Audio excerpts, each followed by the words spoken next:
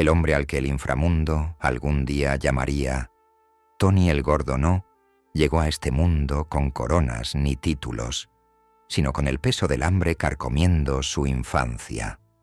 En las calles abarrotadas de East Harlem, en 1911, la ciudad respiraba como una bestia inquieta.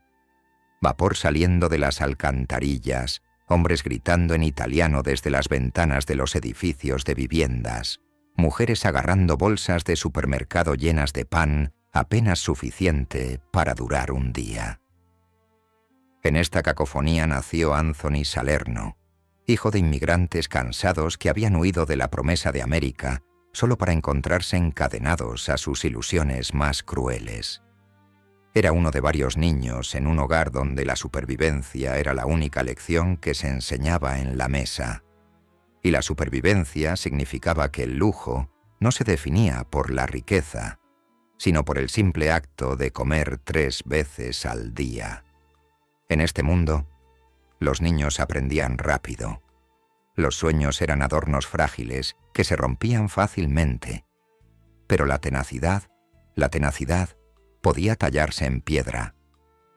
Desde su infancia, el mundo de Anthony fue una educación, no en libros ni aulas, sino en el lenguaje silencioso de las calles.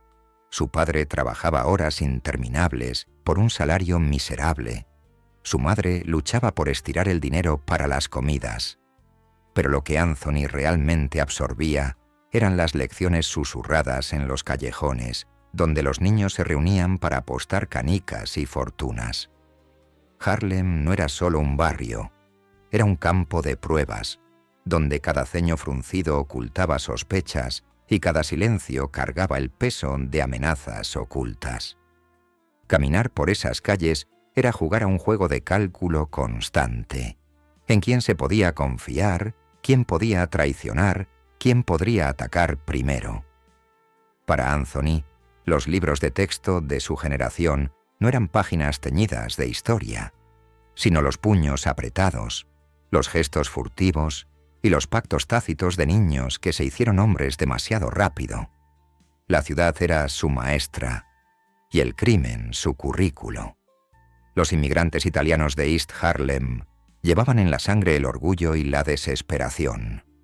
Les decían que habían llegado a una tierra de oportunidades, pero las fábricas pagaban salarios de miseria. Los terratenientes los exprimieron hasta la última gota, y el llamado sueño americano solo se concedía a quienes podían permitírselo. De esa amargura surgieron las instituciones clandestinas de la mafia, no presentadas como pandillas ni matones, sino como guardianes de la dignidad, protectores de los barrios, árbitros de la justicia cuando los tribunales se negaban a escuchar. Para un niño como Anthony, criado en los márgenes de este imperio silencioso, el crimen nunca se presentó como villanía. Se presentó como pertenencia, un lugar en la mesa cuando todas las demás puertas se cerraban de golpe, un lenguaje de poder disfrazado de familia, y poco a poco, los susurros de la calle se convirtieron en una canción de cuna, alejándolo de la inocencia y adentrándolo en la iniciación. Para la década de 1930, un hombre llamado Michael Coppola se convertiría en el primer mentor verdadero de Anthony, una figura temida y admirada a la vez, al mando del legendario equipo de la calle 116. Coppola no era un maestro de escuela, pero ofrecía lecciones mucho más embriagadoras que la aritmética. ¿Cómo medir el miedo de un hombre por la forma en que encendía su cigarrillo? ¿Cómo juzgar las deudas no por números sino por la sangre? ¿Cómo atacar sin siquiera mover una mano? Bajo la tutela de Coppola, Anthony encontró no solo un rumbo, sino también su destino. En la fría mirada de Coppola, vio un reflejo de lo que su propio futuro podría llegar a ser. Un líder no envuelto en terciopelo, sino en sombras, no respetado por los políticos, pero temido por hombres que jamás se atrevieron a susurrar su nombre. Las calles habían puesto a prueba a Anthony, y Coppola lo refinó, esculpiendo a un joven temerario en un arma de orden en una ciudad ebria de caos. Las primeras aventuras de Anthony eran humildes en apariencia, pero despiadadas en su diseño. Mafias, usura, esquemas de protección, pequeños engranajes en una vasta maquinaria de crimen organizado. Pero incluso en estos primeros actos, demostró un instinto poco común entre los estafadores callejeros: la paciencia. Nunca se abalanzó cuando podía esperar, nunca rugió cuando un susurro bastaba. Comprendió, incluso de joven, que el verdadero premio no eran los billetes intercambiados en trastiendas llenas de humo, sino el control que perduraba en cada intercambio. Para él, el poder no era el clamor de los puños, sino la silenciosa certeza de que los hombres se doblegarían a su voluntad. Y así aprendió a tejer el miedo y el favor en la misma cuerda, creando una red de influencia que se fortalecía con el paso de los años. Pero East Harlem no solo era su aula, era un crisol. La pobreza volvía a los chicos imprudentes y la imprudencia derramaba sangre. Los callejones estaban llenos de promesas incumplidas y cuerpos destrozados, recordatorios de que un error, una palabra descuidada, podía acabar con una vida. Para Anthony, la lección era clara. No podía permitirse errores. Estudiaba a sus enemigos como un erudito estudia textos, aprendiendo sus hábitos, sus debilidades, su avaricia. Aprendió que todo hombre tenía un precio, y si lo encontrabas, lo poseías. Y en esas brutales lecciones de supervivencia, Anthony descubrió una verdad escalofriante. La lealtad nunca era gratis. Había que comprarla, imponerla, y cuando era necesario, enterrarla con una pala en la oscuridad de la noche. La mafia de la juventud de Anthony aún no era la bestia monolítica en la que se convertiría, pero ya estaba evolucionando. Charles Lackey, Luciano, había orquestado la gran transformación. El crimen, antes peleas desorganizadas en salones llenos de humo, se había reinventado como un imperio de disciplina y lucro. El invento de Luciano, la comisión, convirtió a los enemigos en socios de la junta directiva, las disputas familiares en acuerdos comerciales. Y esta innovación resonó en cada peldaño de la escalera, alcanzando incluso al joven Anthony Salerno. Fue testigo directo de cómo el caos de las guerras entre bandas podía silenciarse con la lógica del dinero, cómo la violencia podía contenerse con la promesa de una riqueza aún mayor. Para Anthony, esto fue una revelación. La mafia no era salvajismo, era estructura, y en la estructura residía la permanencia. Sin embargo, la permanencia requería sacrificio. En el mundo de Anthony, no ascendía siendo noble, sino siendo útil. Coppola vio en él a un joven capaz de absorber lecciones que otros ignoraban. Un aprendiz que no solo escuchaba, sino que anticipaba. Pronto, a Anthony se le confiaron más que pequeños negocios. Se le pidió que hiciera cumplir, que cobrara, que tomara decisiones que soportaban el peso de las vidas de los hombres. Y con cada decisión se desprendía de otra capa de inocencia, esculpiéndose en el arquetipo de un mafioso, tranquilo por fuera, despiadado por dentro. La transformación fue gradual pero implacable, hasta que el chico de East Harlem ya no se parecía al niño hambriento que una vez fue. En cambio, se erguía más alto, más ancho, con una mirada agudizada por la ambición. El alumno de Coppola ya no solo estaba aprendiendo, se estaba preparando para gobernar. La década de 1930 dio paso a la de 1940, y Harlem se convirtió tanto en un patio de recreo como en un campo de batalla. Anthony observó cómo los nombres de los reyes ascendían y caían: Luciano, Costello, Genovese. Cada uno era un titán, cada uno ejercía el poder como una espada, y cada uno dejaba cicatrices por toda la ciudad. Pero Anthony entendía algo que ellos no. La supervivencia no se trataba solo de apoderarse de la corona. Se trataba de saber cuándo dejar que otros la usaran. No era un tonto. Aprendió a prosperar en las sombras, a dejar que otros se llevaran las consecuencias mientras él recogía las ganancias. Y en esta astuta retirada descubrió el mayor secreto de todos. La invisibilidad era poder. Porque el hombre que es invisible no puede ser perseguido, no puede ser derrocado, no puede ser deshecho. Esta filosofía, plantada tempranamente, definiría todo su reinado. Y así, mientras las brasas de la guerra ardían por todo el mundo y la propia Nueva York palpitaba con la codicia de la posguerra, Anthony Salerno emergió no como un gánster ruidoso y descarado, sino como una presencia más sentida que vista. Se estaba convirtiendo en una paradoja, un hombre invisible pero inevitable, una figura de la que se hablaba en susurros, pero rara vez se confrontaba. Su ascenso no fue meteórico, sino metódico, y en ese lento ardor residía su fuerza. Mientras otros ansiaban la gloria, Anthony cultivaba la inevitabilidad, porque incluso entonces, en los callejones de Harlem, la sombra de Tony el Gordo ya se estaba formando una sombra que un día se extendería por todo el imperio del crimen estadounidense, sin dejar ningún rincón intacto bajo su peso. La sangre siempre ha sido la primera moneda de cambio del poder, y en el Harlem de Anthony Salerno era a la vez una carga y un arma. Al llegar a la edad adulta, el niño nacido en el hambre ya había cambiado la inocencia por la ambición. Sin embargo, cada paso adelante llevaba el eco de aquellos que dejó atrás.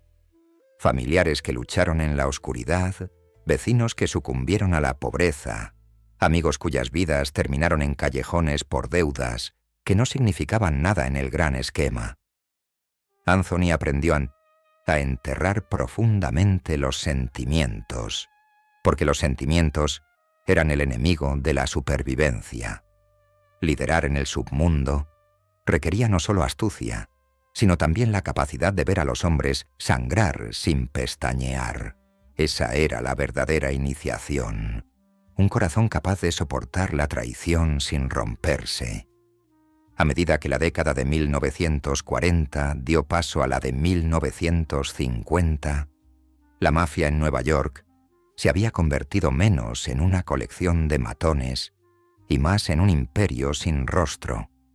La comisión, forjada por Luciano, extendió su influencia como vetas de acero por toda la ciudad. Cada familia reclamó sus territorios, juegos de azar, usura, sindicatos, construcción, y aquellos que intentaron desafiar el orden fueron absorbidos por completo. Dentro de esta arquitectura brutal, la presencia de Salerno comenzó a expandirse.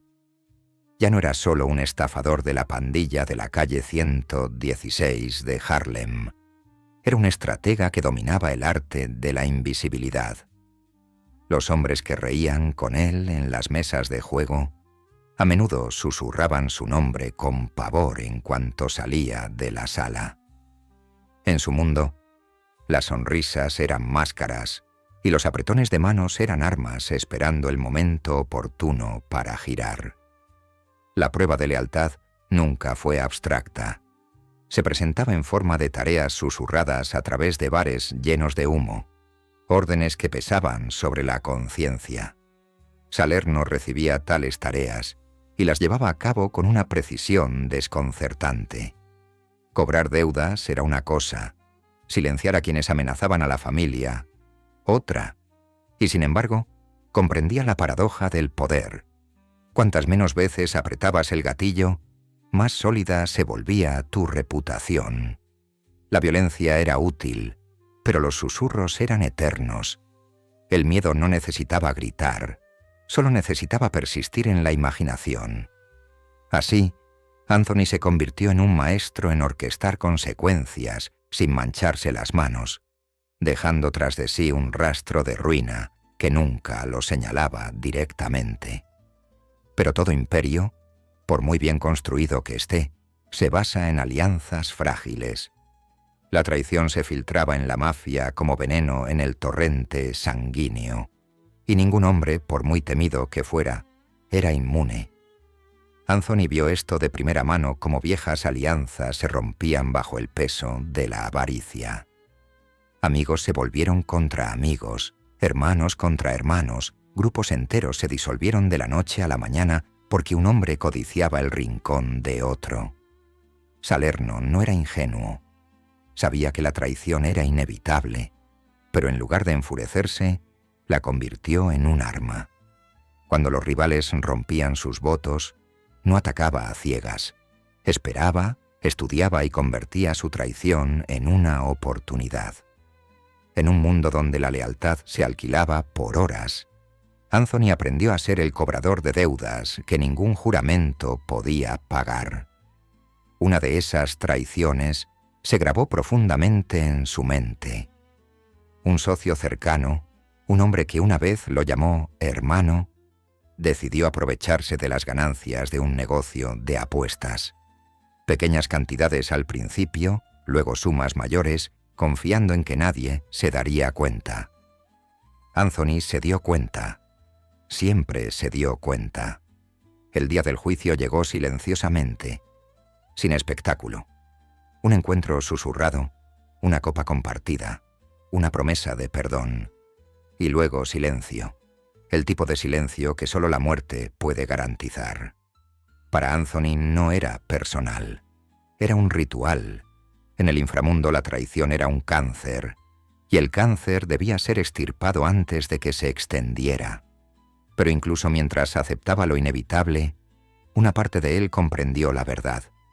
La línea entre la hermandad y la traición era más delgada que el filo de una espada. El ascenso de Salerno coincidió con el de Vito Genovese, un hombre tan despiadado como ambicioso. La familia Luciano renació como la familia Genovese, y con ella llegaron tanto el poder como el peligro. Genovese encarnaba la crueldad de la mafia en su apogeo, gobernando no con carisma, sino con terror. Bajo su sombra, Anthony perfeccionó su arte. Para el mundo exterior, era simplemente un subordinado leal, un ejecutor que gestionaba los negocios de Harlem. Pero bajo la superficie, estaba construyendo algo más profundo, una red de obligaciones, una telaraña de favores y deudas pendientes. Mientras otros gritaban para hacerse notar, Anthony se mantuvo paciente, dispuesto a dejar que los poderosos creyeran que era un soldado más. Cuanto mayor era el engaño, más seguro estaba. En aquellos años, las calles mismas parecían estar llenas de tensión. Harlem vibraba con los ritmos del jazz y los gritos de los jugadores en busca de una suerte imposible, pero bajo la música se oía un zumbido constante de terror. Agentes federales rondaban en los márgenes, informantes susurraban en las sombras y rivales se observaban mutuamente a través de las aceras abarrotadas con una sospecha tan aguda que parecía cortar. Para Salerno, esto no era caos, era una oportunidad. Prosperaba en los espacios grises donde otros flaqueaban, sorteando el peligro con la paciencia de un depredador que acecha a su presa. Y aunque las traiciones a su alrededor se multiplicaron, persistió aferrándose a un principio de hierro. Nunca confíes en el hombre que dice palabrotas demasiado alto. La ironía del mundo de Salerno era cruel. Cuanto más se acercaba al poder, más se alejaba de la paz. Cada victoria conllevaba un coste oculto, cada alianza, un reloj que corría hasta la inevitable ruptura. La traición no era la excepción, era la regla, la médula de los huesos de la mafia. Anthony vivía con este conocimiento como un compañero constante, una sombra que seguía cada paso. Y sin embargo, nunca se inmutó. Llevaba la traición como un soldado lleva las cicatrices, como prueba de que había sobrevivido a batallas que otros no pudieron. En el cálculo del submundo, la traición no era una derrota, era una prueba de relevancia, una señal de que uno había ascendido lo suficiente como para merecer la traición. Sin embargo, incluso mientras se armaba de valor, no podía negar la ironía acuciante. La mafia se presentaba como una familia, como una hermandad de sangre forjada en la lealtad. Pero en realidad, era un teatro de máscaras, donde cada hombre representaba su lealtad hasta que caía el telón. Anthony interpretó su papel con una precisión impecable, pero en el fondo comprendía lo absurdo de todo. Los hombres que brindaban por la lealtad eterna una noche podrían estar planeando su caída la siguiente, y así vivía con un mantra tácito. No confíes en ningún juramento, confía solo en la necesidad. Fue esta filosofía la que le permitió no solo soportar, sino prosperar, transformando la traición de una herida a un arma. A principios de la década de 1960, Anthony Salerno se había convertido en algo más que un hombre. Se había convertido en una paradoja. Para algunos, era la personificación de la lealtad, una figura inquebrantable cuya palabra tenía el peso de la ley. Para otros, era la personificación de la traición misma, un hombre capaz de sonreír mientras cortaba los hilos de sus seres queridos. Ambas eran ciertas, y esa dualidad lo hacía invencible. Era un hermano cuando era útil, un traidor cuando era necesario, y siempre un superviviente. Al final, no fue solo la fuerza lo que lo impulsó hacia arriba, sino su dominio de la contradicción, la capacidad de derramar sangre por la familia en un momento y sacrificarla al siguiente. Este fue su genio, su maldición, y la razón de la leyenda de Tony el Gordo continuó creciendo.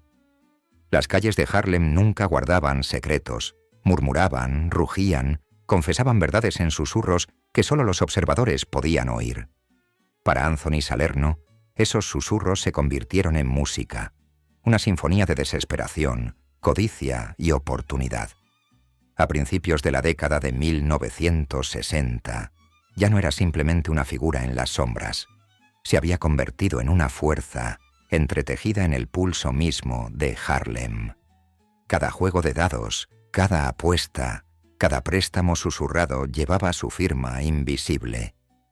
No estaba escrita con tinta, sino con miedo, con respeto, con la certeza de que un hombre controlaba las arterias invisibles por donde fluía el dinero del barrio. Y mientras muchos buscaban la fama, Anthony buscaba el silencio, porque el silencio era más rentable que el aplauso. El negocio de los números, esa lotería clandestina adorada por los más pobres de Harlem, era la joya de la corona de su imperio. Para los forasteros parecía inofensivo. Unas pocas monedas apostadas a un número de la suerte, una brizna de esperanza a la que se aferraban quienes no la tenían. Pero para Salerno era un río de oro, uno que jamás podría ser grabado, jamás auditado, solo recaudado. El negocio de los números generaba millones anualmente, y cada centavo reforzaba su dominio.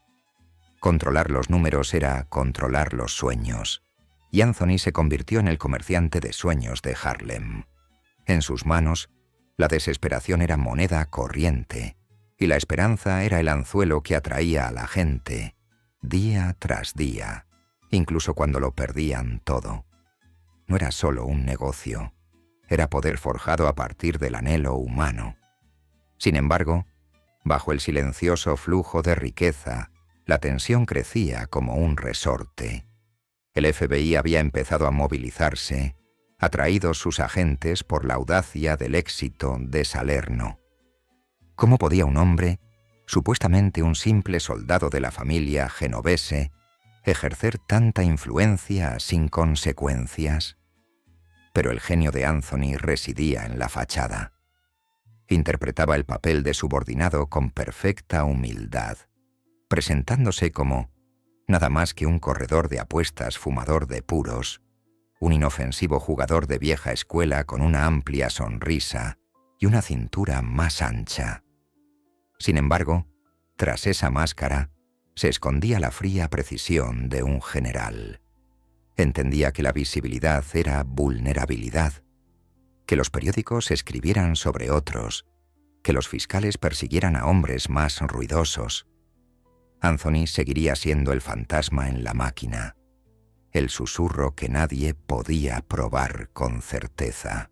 Mientras los agentes recopilaban archivos, los rivales acumulaban rencores.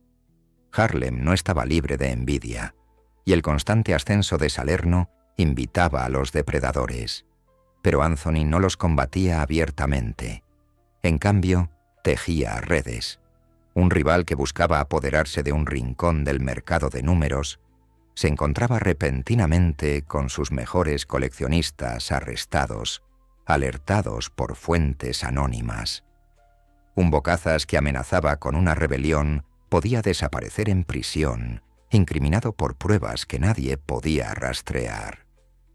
Salerno había dominado el arte de usar la codicia de sus enemigos en su contra, empujándolos hacia la destrucción mientras él permanecía intocable.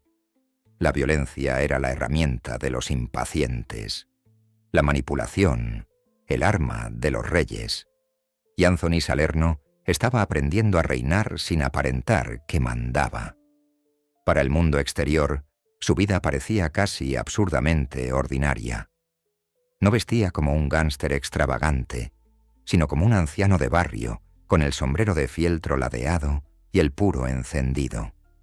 Se le veía en clubes sociales, riendo con los lugareños, contando historias que lo hacían parecer accesible.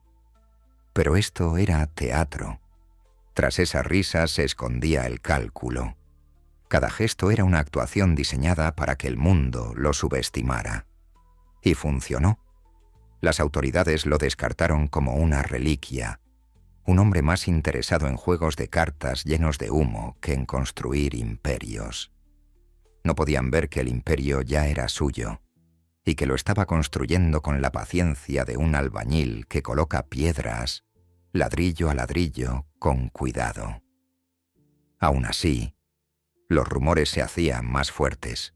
En callejones y barberías, los hombres hablaban de Tony el Gordo, no como un soldado, sino como un jefe en todo, menos en el nombre. Lo describían como omnipresente, una figura que lo sabía todo, cuya aprobación determinaba si las empresas prosperaban o fracasaban. Su poder no se anunciaba, se asumía, una ley invisible impuesta no por tribunales, sino por certeza. Y en esa certeza yacía el terror. Nadie se atrevía a engañarlo dos veces. Nadie se atrevía a negarle lo que se debía. Sus castigos eran escasos, pero sus ecos llegaban tan lejos que el silencio hizo el resto. Harlem mismo se convirtió en su guardaespaldas, una ciudad que imponía su voluntad, incluso sin su orden. Lo que distinguía a Salerno de los demás no era solo su astucia, sino también su paciencia. Entendía los ciclos, que el poder adquirido demasiado rápido se agotaba demasiado rápido. Se conformaba con dejar pasar los años, engordar, cultivar la imagen de inofensividad, mientras sus arcas se engrosaban y su control se afianzaba. Los rivales se consumían en guerras por las migajas, mientras Anthony observaba desde la barrera, absorbiendo silenciosamente sus pérdidas en su propio imperio. Su capacidad de supervivencia se convirtió en su arma más letal. Donde otros luchaban por el presente, Anthony construía para el futuro, y el mañana siempre llegaba, elevándolo a lo más alto mientras otros caían. Pero el poder nunca pasa desapercibido para siempre. A finales de la década de 1970, los rumores se habían convertido en preguntas demasiado fuertes como para ignorarlas. Los fiscales comenzaron a sospechar que el alegre fumador de puros de Gramercy Park no era un simple corredor de apuestas. Las escuchas telefónicas sonaban, los informantes garabateaban notas, Los expedientes llenaban los armarios. Sin embargo, ninguna prueba era suficiente. Salerno había perfeccionado el arte del aislamiento, manteniéndose a varios pasos de distancia de cada acto ilegal. Era el rostro de la nada, la sombra de todo. En una cruel ironía, cuanto más intentaba el FBI atraparlo, más inflaba su leyenda. Y Anthony, a su vez, se dejó llevar por la imaginación, sin negar nunca, sin admitir nunca, siempre dejando que su imaginación lo magnificara hasta convertirlo en algo aún más grande de lo que realmente era. Las calles susurraban poder, pero también susurraban destino, porque todo imperio construido en la sombra finalmente enfrenta la luz. Salerno sintió que la soga se apretaba, aunque nunca lo demostró. Redobló su apuesta por su personaje, el jugador envejecido con más fuerza que poder, mientras orquestaba discretamente operaciones que afectaban a todos los distritos. Sus enemigos lo subestimaron, sus aliados lo sobreestimaron, y en ese abismo de percepción, él gobernó. Pero el poder es una paradoja. Cuanto más alto se asciende, más precaria es la caída.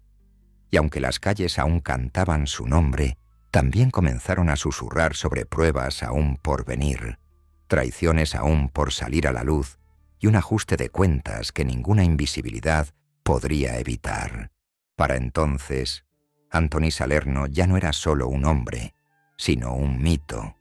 El propio Harlem lo había tejido en su leyenda, una figura a la vez ordinaria y extraordinaria, ridiculizado como Tony el Gordo, pero temido como la mano invisible detrás de los negocios más lucrativos de la ciudad.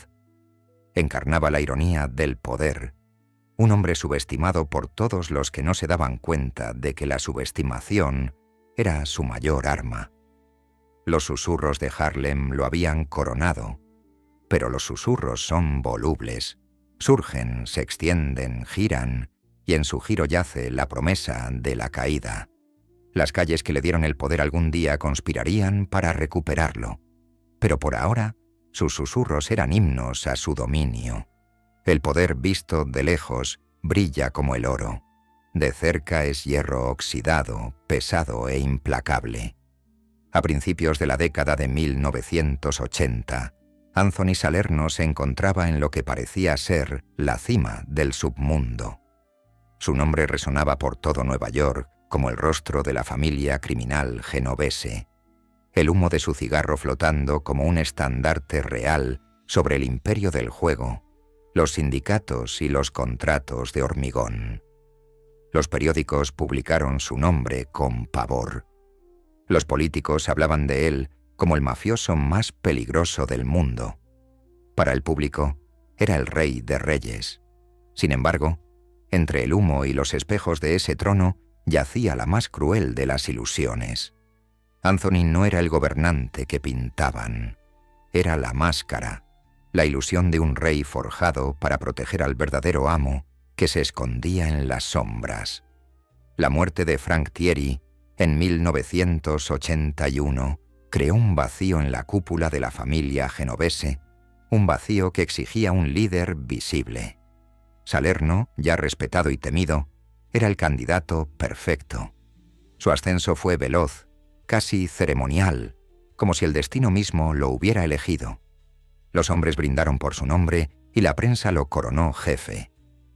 Pero quienes conocían la arquitectura secreta del poder comprendían que el reinado de Anthony era solo una obra de teatro. El verdadero titiritero era Vincent de Chin, Gigante, un hombre tan astuto como excéntrico. Gigante prefería arrastrar los pies en bata, murmurando para sí mismo en las aceras de Manhattan, convenciendo al mundo de que estaba loco. Sin embargo, detrás de ese acto de locura se escondía la genialidad. Salerno se convirtió en el señuelo de Gigante, su pararrayos, su escudo contra la tormenta de las fuerzas del orden. La ilusión era completa. Fat Tony era el rey que todos veían, mientras que Gigante era el dios al que nadie podía tocar. Para Anthony, El acuerdo fue a la vez un triunfo y una tragedia. Llevaba la corona, pero estaba sembrada de espinas. Cada fotografía suya a la salida del club social Palma Boys, cada titular que lo nombraba jefe del imperio genovés, le añadía peso. Estaba atrapado en una paradoja. Cuanto más temido se volvía, menos control ejercía. No firmaba nada, no ordenaba nada, no decidía nada importante sin la mano oculta de Gigante. Era indispensable y prescindible a la vez. Para el mundo exterior, era omnipotente. Para el círculo íntimo, era una fachada necesaria, un rey de papel. La ironía era amarga. El hombre que había dominado la invisibilidad ahora se veía obligado a ser el centro de atención, encadenado a un trono que no había creado. Aún así, Anthony interpretó el papel a la perfección. Con su sombrero fedora y sus trajes a medida, parecía en todo sentido el arquetipo de un capo de la mafia. Era el centro de atención en el Palma Boys Club, saludando a sus socios, escuchando peticiones, asintiendo con la seriedad de un monarca. Dejó que el FBI UMA les tomara fotografías, que los periodistas especularan sobre su riqueza, su crueldad y su alcance.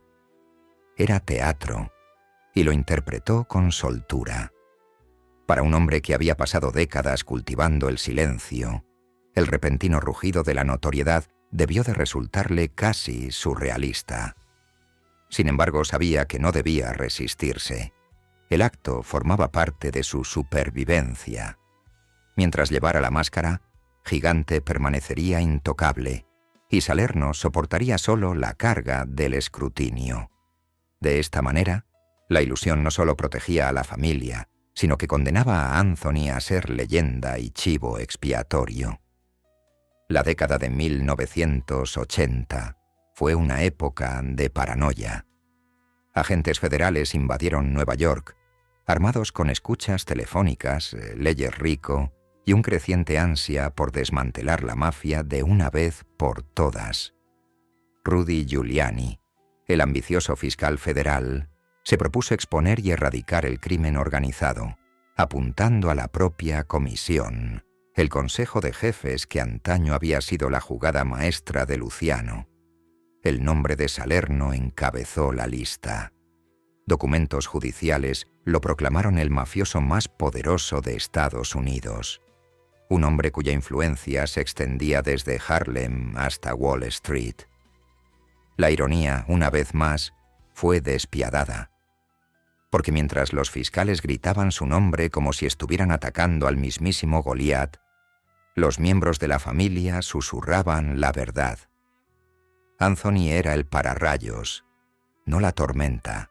Su poder fue exagerado, su papel distorsionado, su imagen inflada en aras de un juicio.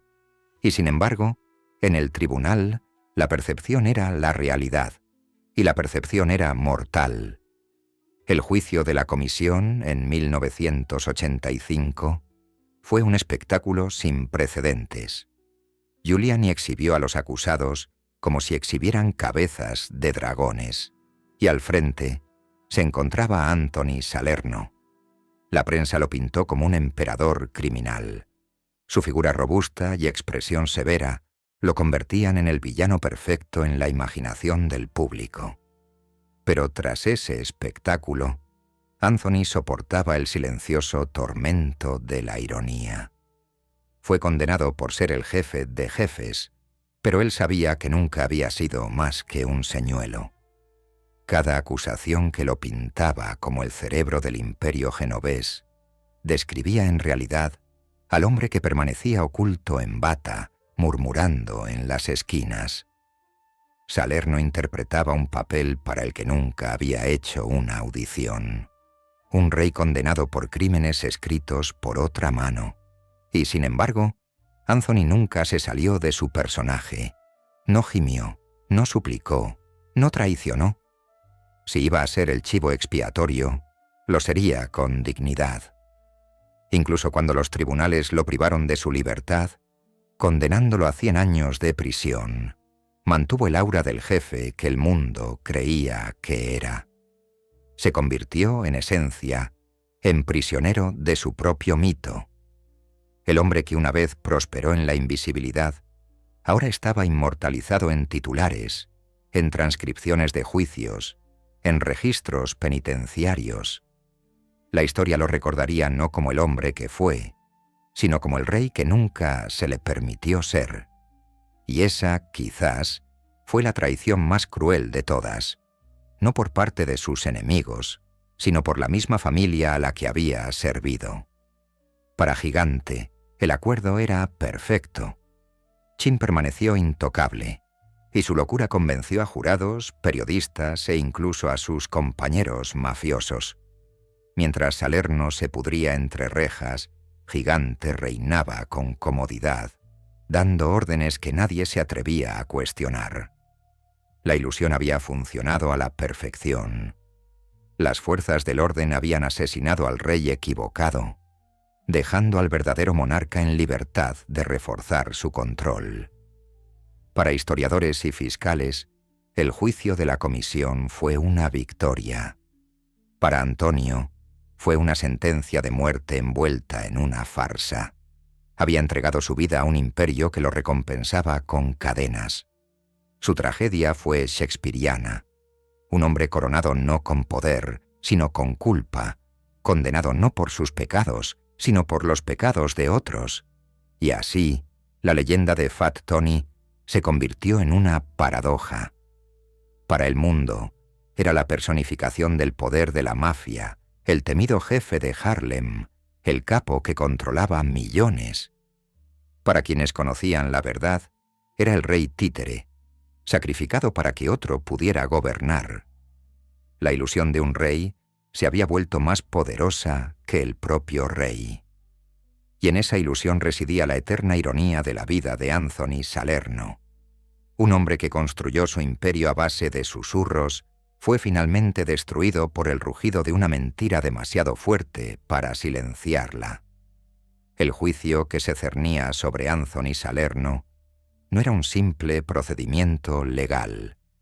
Era un teatro de venganza, una ejecución orquestada diseñada para despojar a la mafia de su aura de invencibilidad.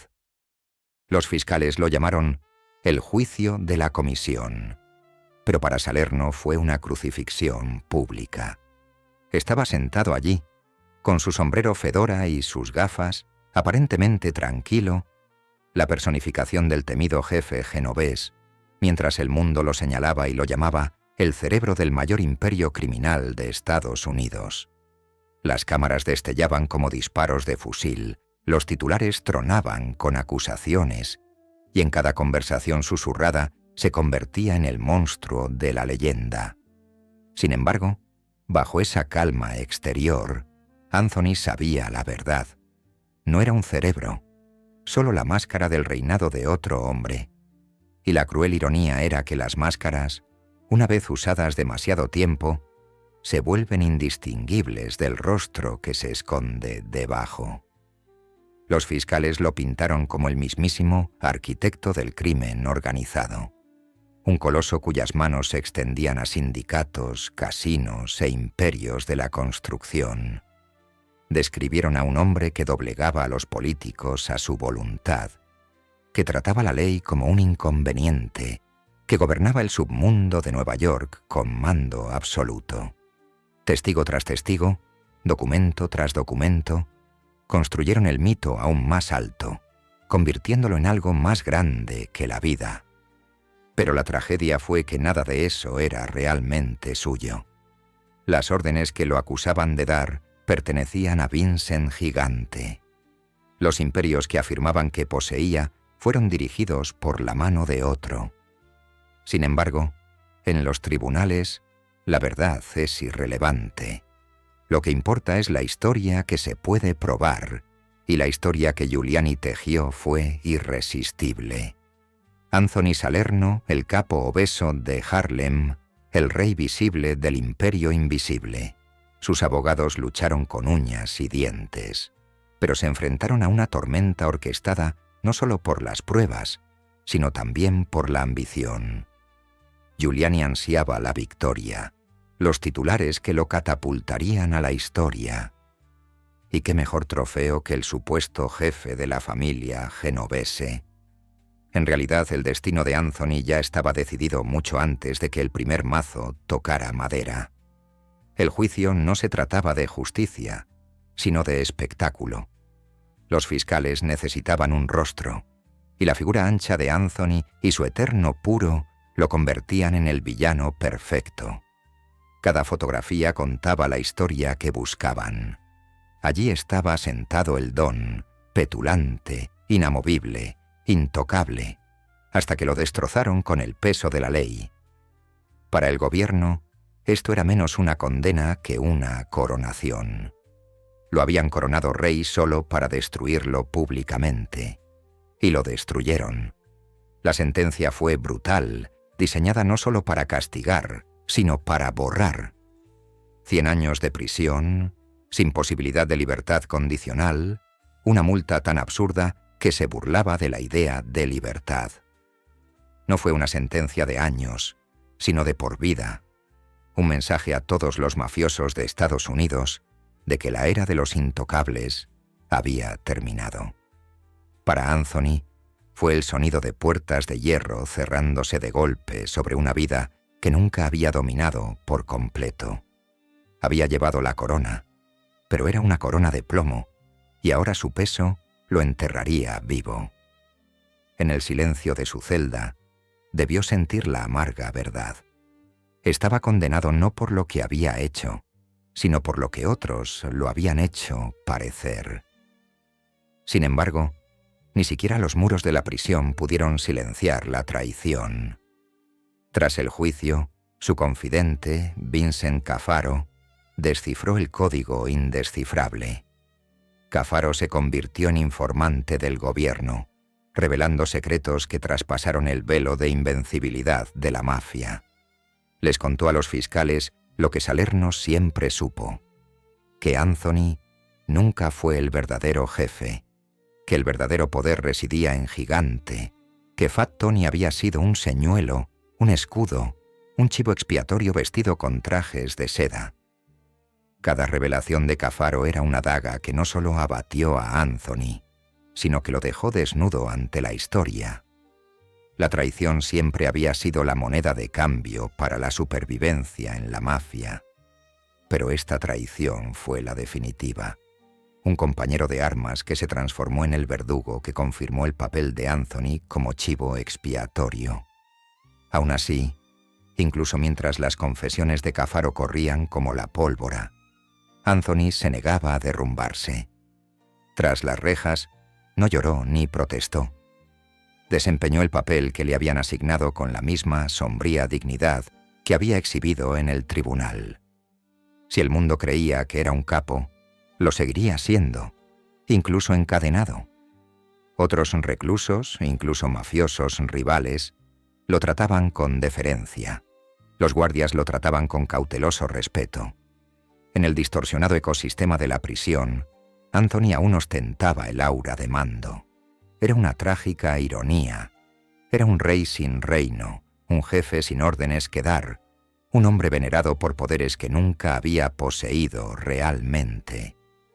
La ilusión que lo había condenado se convirtió en la única armadura que le quedaba para preservar su orgullo. Pero las ilusiones no pueden alimentar el alma eternamente. En la quietud de las noches de prisión, cuando el ruido de los barrotes al chocar daba paso al silencio, Anthony debió sentir todo el peso de la futilidad. Había construido un imperio a base de susurros, y esos susurros se habían convertido en rugidos que lo condenaban. Había desempeñado el papel de señuelo para proteger a la familia, pero al hacerlo, sacrificó su propia vida a la maquinaria de la supervivencia. ¿Qué significaba la lealtad cuando la familia que se benefició de su caída seguía prosperando bajo el gobierno de Gigante? ¿Qué significaba el poder cuando podía desvanecerse con la firma de un veredicto? En esas largas horas de insomnio, Anthony debió de contemplar el abismo de su propio legado y preguntarse si la leyenda de Fat Tony valía la pena por el hombre que había perdido. Fuera de la prisión, el mundo seguía su curso, indiferente a su destino. La mafia se adaptó, cambió, evolucionó. Gigante gobernaba en la sombra, libre para orquestar su imperio mientras Anthony se desmoronaba tras las rejas. La prensa mencionaba ocasionalmente el nombre de Salerno, pero solo como una reliquia, un recordatorio del gran juicio de la comisión. Su poder había sido devorado por el tiempo, su mito reducido a una advertencia. El hombre que una vez fue temido como un titán, era ahora solo un recluso más, su cigarro apagado, su trono reducido a una litera en una celda. Y sin embargo, incluso en decadencia, su nombre pesaba. Otros prisioneros buscaban su presencia, susurraban sus consejos, se aferraban al aura que aún lo rodeaba como humo. El poder, incluso cuando es falso, proyecta una larga sombra. El juicio de los titanes había sido aclamado como justicia, pero la justicia era una máscara tan cruel como la que Anthony había usado. En realidad, era teatro. El gobierno necesitaba villanos, y Anthony Salerno se convirtió en el perfecto. Había ascendido gracias a rumores y había caído en mentiras demasiado convenientes para resistirse. La tragedia no residía en su inocencia, sino en ser culpable del crimen equivocado. Había vivido una vida de estafas y conspiraciones, sí, pero la corona que llevaba era prestada, una corona que se convirtió en cadenas.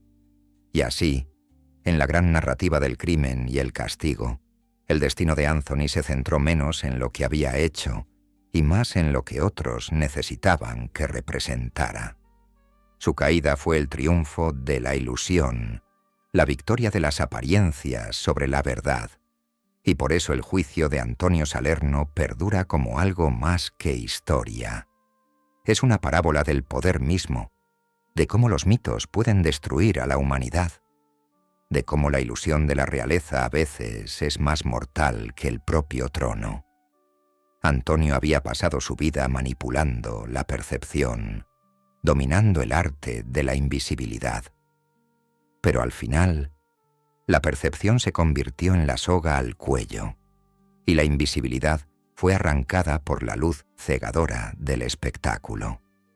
El juicio de los titanes no fue solo el juicio de Antonio Salerno, sino el juicio de la ilusión que encarnaba, el juicio de un hombre que se convirtió en leyenda y luego en prisionero de esa misma leyenda. La prisión tiene una forma de desnudar a los hombres.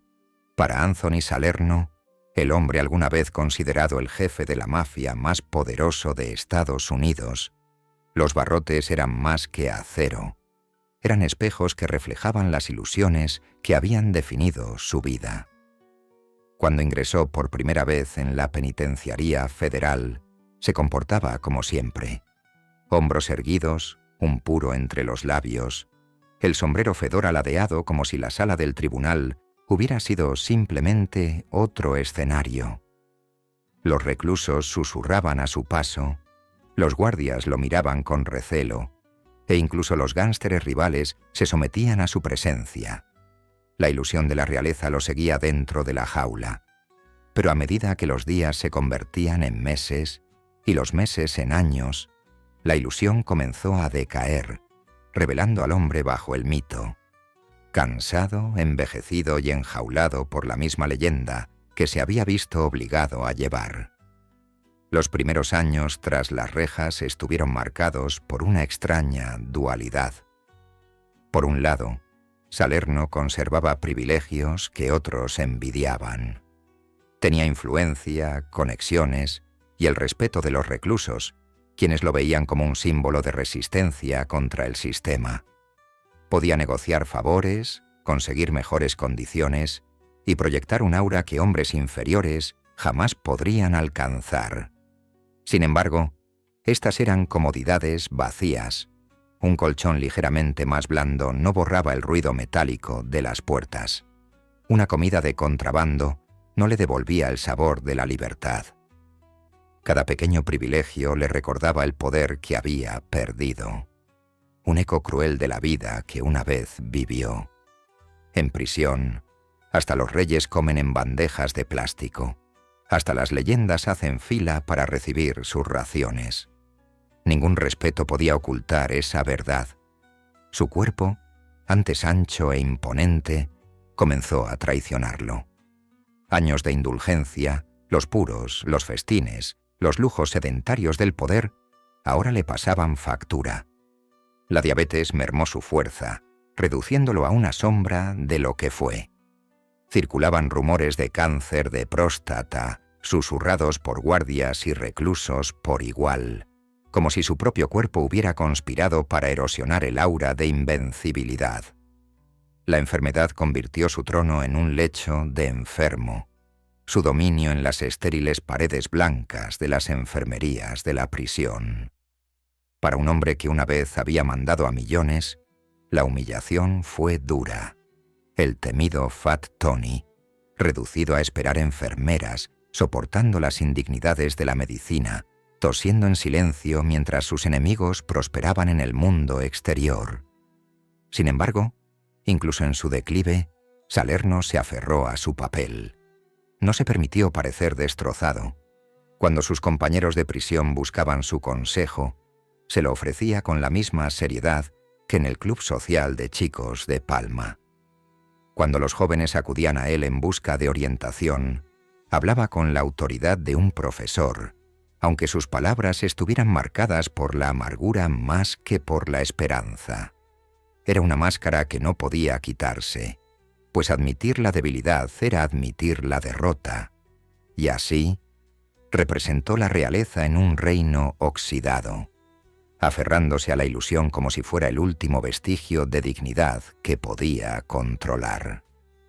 En realidad, se había convertido tanto en prisionero como en actor, condenado a interpretar el papel de Fat Tony hasta que la muerte misma lo liberara del guión.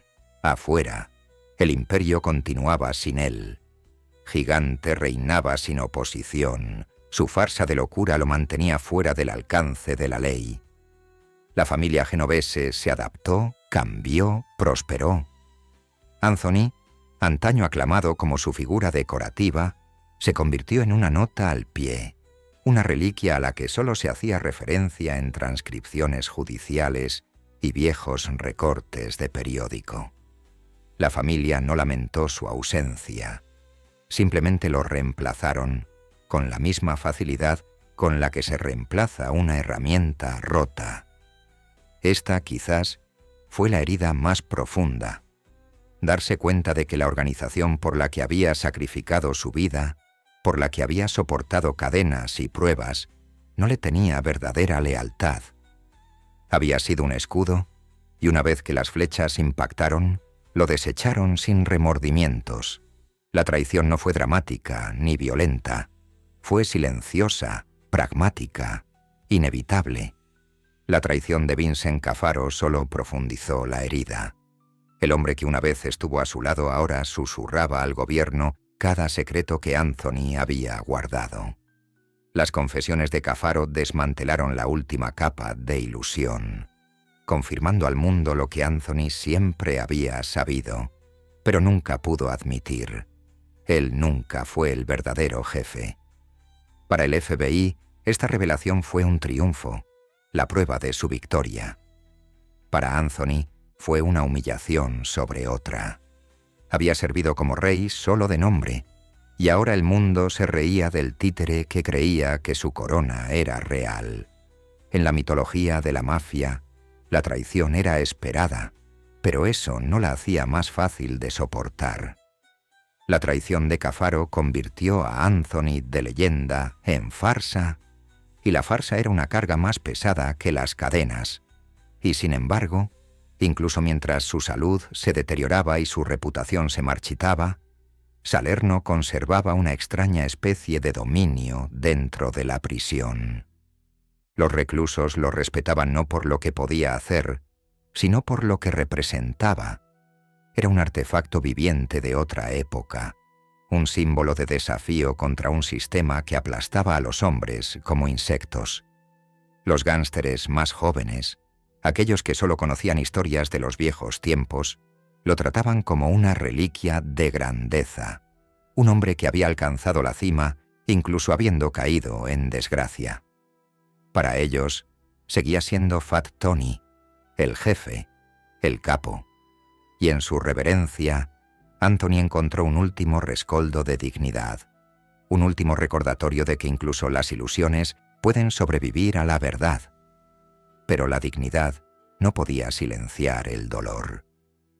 Cada año que pasaba lo erosionaba aún más, convirtiendo su cuerpo en un campo de batalla contra la enfermedad. La figura, una vez imponente, se encogió, sus pasos se ralentizaron, su voz perdió fuerza. Se convirtió en una sombra del hombre que el mundo una vez temió. Y sin embargo, tal vez esa fue su victoria final, demostrar que incluso los reyes, incluso los titanes, son mortales. En su declive yacía un espejo para cada gánster que soñaba con el poder, cada joven estafador que se creía intocable. El sufrimiento de Anthony era una profecía escrita en carne y hueso, una advertencia de que la corona de la mafia no era la gloria, sino la ruina, ni la inmortalidad, sino la decadencia. Su trono tras las rejas no era solo su destino, sino el destino inevitable de todos los que buscaban gobernar en las sombras. Al final, sus años en prisión se convirtieron en una lenta erosión de su yo. El imperio que nunca había controlado realmente sobrevivió sin él. La familia a la que había servido prosperó. El hombre al que había protegido permaneció libre. Anthony Salerno, antaño la ilusión de un rey, ahora permanecía en el silencio de su celda, un hombre olvidado por la historia, salvo como un relato con moraleja. Su trono se había ido, sus aliados se habían ido, su salud se había huido. Solo quedaba la leyenda de Fat Tony, una leyenda que sobrevivió al hombre, resonando en los susurros de Harlem, incluso cuando el hombre mismo se desvanecía en polvo. Y esa era la ironía final. Anthony había construido su vida sobre ilusiones, y al final fue la ilusión, no el hombre, la que sobrevivió. Dicen que un hombre muere 2 veces, una cuando su cuerpo se detiene y otra cuando su nombre se pronuncia por última vez. Pero el nombre de Anthony se negaba a ser enterrado, como si las sílabas hubieran aprendido a sobrevivir como él, deslizándose por puertas enrejadas y tribunales y juramentos susurrados que se rompían como cristal barato al encenderse las luces. En el pabellón federal, donde el aire olía a antiséptico y resignación, yacía desvaneciéndose un rey que había hecho las paces con el ansia del trono y el peso de la corona, ninguno de los cuales poseyó jamás, pero ambos los pagó con todo lo que tenía. No estaba rodeado de capos leales ni de familiares afligidos. Estaba rodeado por el zumbido cívico de las máquinas, una nana de derrota que no hacía preguntas ni ofrecía respuestas, y aún así respiraba como si cada respiración pudiera alterar el veredicto que ya se había convertido en leyenda, y como si la leyenda aún pudiera dar cabida a la verdad. Más allá de las cortinas blancas y las voces cautelosas, América seguía adelante, y el hampa seguía contando, y el clima cambiaba sin pedir permiso, y en algún lugar un cobrador sacudió la puerta de un deudor como el miedo sacude un recuerdo, suave, luego más fuerte. El pulso de Anthony se ralentizó, pero los viejos reflejos se estremecieron en su interior, ese instinto de medir una habitación, de encontrar la salida, de escuchar la mentira oculta en la disculpa. Había pasado toda una vida cargando con los pecados de otros, como contrabando, pegado con cinta adhesiva bajo un abrigo que no había elegido usar. Y ahora la cinta se aflojaba, el abrigo se resbalaba, el contrabando salía a cámara lenta donde no quedaba jurado para observar. Pensó quizás en la caja torácica de las calles de Harlem, y en el sonido que hace el dinero cuando quiere hacerse notar, y en cómo los hombres se aferran a los mitos como las manos que se ahogan, se aferran al aire, porque se siente como algo, incluso cuando no lo es. La muerte llegó como lo hacen los buenos detectives, silenciosamente, sin prisa, confiados en que el tiempo mismo había preparado la habitación. Sin truenos cinematográficos, sin absolución de último minuto, sin coro de violines prometiendo significado, solo un respiro no tomado, y luego otro no tomado, y luego la larga y anodina oscuridad. Las enfermeras tomaron sus notas, el papeleo comenzó su solemne desfile, y la Sala Federal volvió a la rutina como si un titular no acabara de exhalar por última vez. No dejó ninguna confesión, porque ¿qué había que confesar que lo resucitara, o los absolvera, o hiciera la historia menos cruelmente elegante de lo que ya era? El hombre al que los periódicos coronaron no pudo mover un dedo para quitarse la corona. Al final, la corona lo quitó, y la coronación demostró haber sido siempre una acusación ensayada en susurros, firmada en silencio y sellada por aplausos. El entierro no fue una ópera, y quizás eso fue piadoso. La tierra lo recibió con la indiferencia que muestra a príncipes y mendigos por igual, la misma democracia de polvo que aterroriza a tiranos y consuela a santos. Los hombres que una vez brindaron por su nombre no llegaron en filas resplandecientes. El imperio que él había liderado no envió caballería de dolor. Si hubo murmullos junto a la tumba, fueron breves y prácticos, como hablan los hombres cuando llegan tarde a otras obligaciones, otros negocios, otras coronas prestadas de otros hombros desafortunados. Sin embargo, bajo ese tono práctico yacía un temblor, porque incluso el más acérrimo creyente en el poder sabe que la tierra lleva la cuenta y que cada tumba susurra el mismo sermón sobre las tasas de interés de la ambición.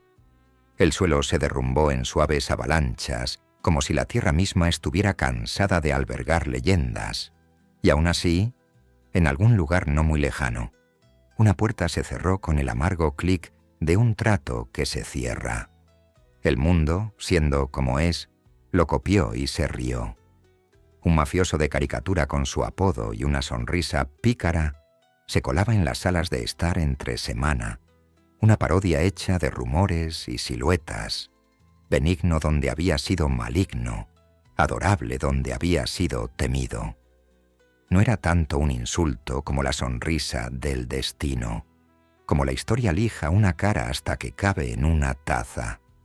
A la gente le encantaba el chiste, y al hacerlo, aprendieron una versión de él que los niños podían imitar sin heredar el peligro, como si el mal fuera seguro una vez exagerado, como si la tragedia fuera inofensiva una vez animada.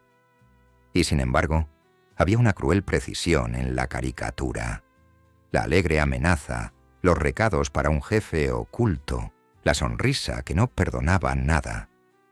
El fantasma de Fat Tony entró en la cultura no para atormentarla, sino para entretenerla, y el entretenimiento es la obsesión más completa de todas.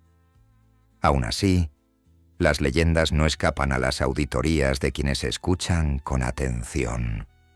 Los fieles susurradores, los jugadores de la memoria, los historiadores de los callejones, intentaron equilibrar el balance, trazaron las líneas, el niño hambriento, el aprendiz bajo la férrea tutela de lobos mayores, el matemático del miedo capaz de tasar el coraje de un hombre al dólar, el repentino ascenso a un trono diseñado para quemar a su ocupante por la luz. Marcaron en el mapa el club social que funcionaba como un silencioso parlamento de crímenes, las reuniones sindicales donde la influencia se vestía con el traje de un apretón de manos, los juicios donde las metáforas se juramentaban como hechos y los jurados votaban por una narrativa con la que la ciudad podía dormir. y cuanto más la contaban, más se negaba la historia a permanecer inmóvil, oscilando entre chivo expiatorio y soberano, entre tirano y herramienta, como si la verdad misma se resistiera a elegir un bando que no la traicionara. Quizás la moraleja sea esta, si es que moraleja es la palabra. Los hombres no gobiernan los mitos reclutan hombres, los usan y los descartan con una etiqueta que parece el destino. Anthony aprendió la invisibilidad, y la invisibilidad lo recompensó hasta que la visibilidad se volvió más útil para alguien más. Dominó el silencio, y el silencio lo promovió hasta que el ruido pudo hacer mejor el trabajo. Negoció con el miedo, y el miedo lo pagó con adoración, hasta que los ingresos de la prisión demostraron que la adoración es solo miedo, disfrazado de iglesia. Si escuchas con atención, no los documentales ni los titulares, sino los intervalos entre ellos, puedes oír la verdadera economía en funcionamiento. No el dinero ni la sangre, sino las apariencias que aumentan los intereses en las cuentas de quien pueda gastarlas sin pestañear. Él fue el último en flaquear, y el último es una especie de victoria que se siente exactamente como la derrota cuando se apagan las luces. ¿Y qué hay de la familia? La gran palabra que sabe a lealtad y huele a humo. Perduró, porque los organismos construidos sobre el apetito rara vez mueren, mudan. Las caras nuevas aprendieron viejos trucos, y los viejos trucos aprendieron a sonreír a las cámaras. El rey oculto que protegió continuó su reinado lo suficiente como para demostrar que la artimaña había sido genial, o cobardía, o ambas, y las calles que habían coronado a Antonio por rumor, coronaron a otro por conveniencia. La lección se asimila lentamente, como una deuda. Si construyes tu casa desde las sombras, el primer amanecer es un aviso de desalojo. Si la construyes desde el miedo, tus herederos heredarán el miedo, pero no la casa. Y aún así, los jóvenes llegan convencidos de que serán la excepción, embolsándose mitos como oraciones falsas, ansiosos por diezmar en un altar que siempre devora a sus fieles. Si buscas redención, no la encontrarás bajo su nombre. Si buscas advertencia, encontrarás suficiente para generaciones. No se arrepintió de las formas que hacen suspirar de alivio a los sacerdotes, ni confesó de las formas que hacen sentir inmortales a los fiscales. Hizo algo más raro. Se convirtió en un espejo, y los espejos son crueles porque obligan a todos los demás a terminar la frase. La ciudad que lo usó se vio a sí misma y declaró que el reflejo era el problema de alguien más. Los tribunales que lo exhibieron aplaudieron su teatro y lo llamaron medicina. El inframundo que lo sacrificó asintió gravemente y pasó el plato. En esa constelación de encogimientos de hombros, el fantasma de Fat Tony encuentra su radio, un círculo donde cada punto insiste en que es el centro, y el perímetro está alineado con recibos que nadie quiere leer en voz alta. Así que terminamos donde empezamos, con hambre, solo que ahora conocemos su verdadero nombre. No hambre de pan, aunque así es como la primera mentira convence a un chico de escuchar, sino hambre de sentido que puede alquilarse por horas y recuperarse al amanecer. Anthony Salerno pertenecía a esa hambre tan seguramente como ella le pertenecía a él. La alimentó hasta que ella se alimentó de él, y luego su nombre quedó vagando, alcanzando la inmortalidad que la tragedia siempre promete y nunca explica. Si hay una mano que se extiende hacia ti desde esta historia, no es la suya, es la tuya, llamada a elegir qué hacer con la corona que aparece cuando una multitud necesita un rostro para su miedo. Tómala, y aprenderás lo que él aprendió. Recházala, y te preguntarás para siempre cuánto habría pesado la corona.